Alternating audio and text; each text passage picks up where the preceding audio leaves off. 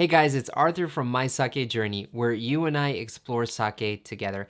And in today's episode, I have a very special sake with you. I know I say special sake every time, but they're all special, but this one is particularly special. Let me share it with you.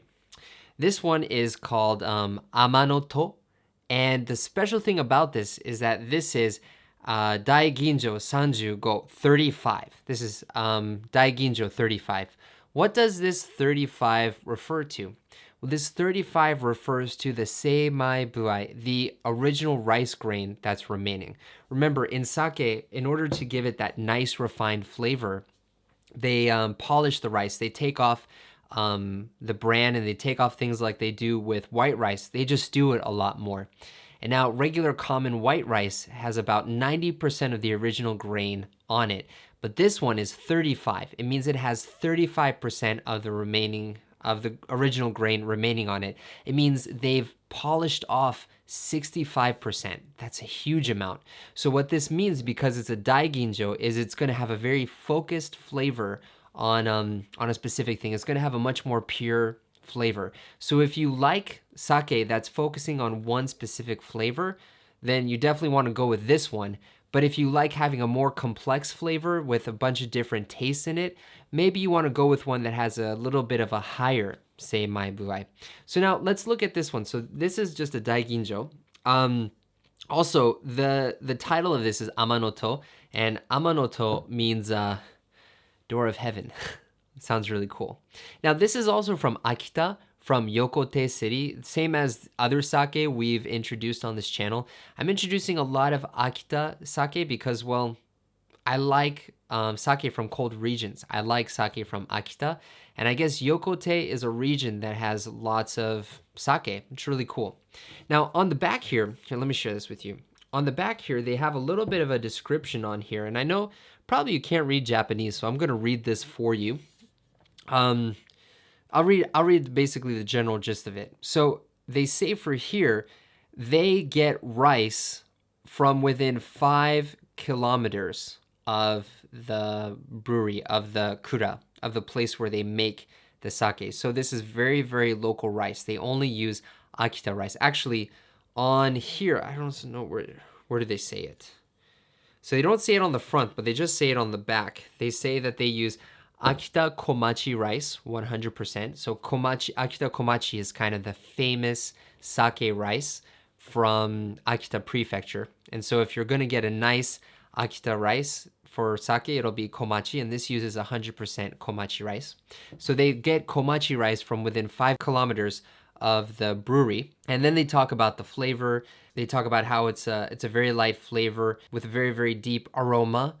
And in 2011, this brand of sake, or this company of sake, they moved to doing Junmai only. And so they want to try and focus on bringing out the taste of the rice in Junmai. Remember, Junmai refers to only using rice, no other ingredients.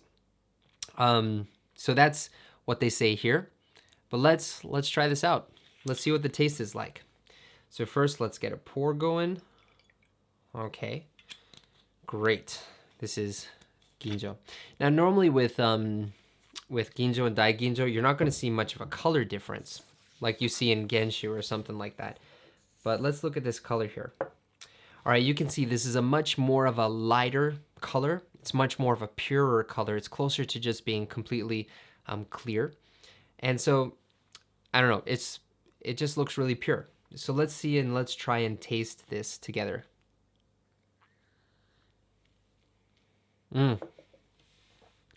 Whoa. Oh. Okay. I need to take another sip of this. This is really good.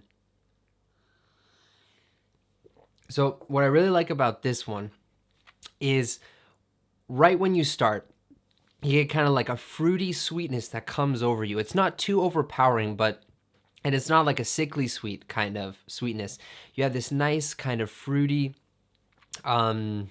sweetness that just kind of pours over your mouth, that fills your mouth with this kind of sweet aroma that lingers even after you finish. So like I've been talking for like maybe 10 seconds after taking a sip of this, and the aroma is still really strong in my mouth. I can actually feel it in my nose a little bit, kind of the fruitiness coming out. Now, because it's a grain and because it's sake, it's not going to taste like fruit like you would see in wine or something. It's much more of like a toned down version of the fruitiness. It's more of like the sweetness that comes from the fruit, not the fruitiness itself, if I can really explain that. But it's a taste that you get in a lot of sake from the Tohoku region, from the northern region in sweet sake. But yeah, let me see if I can get something else out of this.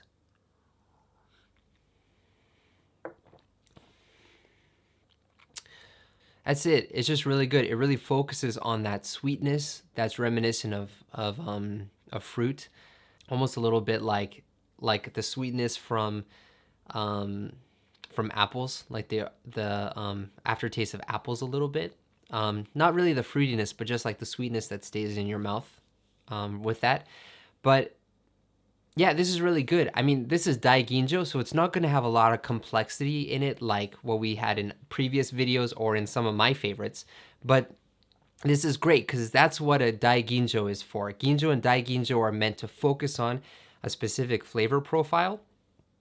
And Amanoto, Daiginjo, Junmai Daiginjo, does that really well. So if you have time and if you can find it, please search Amanoto and check this out. It's going to be quite pricey. I mean, this bottle in Japan is 3,500 yen. So a bottle this size is probably going to be about 7,000 yen.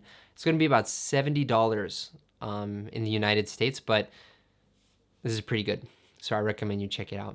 Anyways, if you have any questions about sake and about this sake or other sake, or you have other things you want me to share on this channel, please leave a comment in the comment box below. I'm making this channel so that you and I can try lots of sake together, and you're a big part of that. So yeah, please let me know. And yeah, I'll see you in another video. Thanks so much.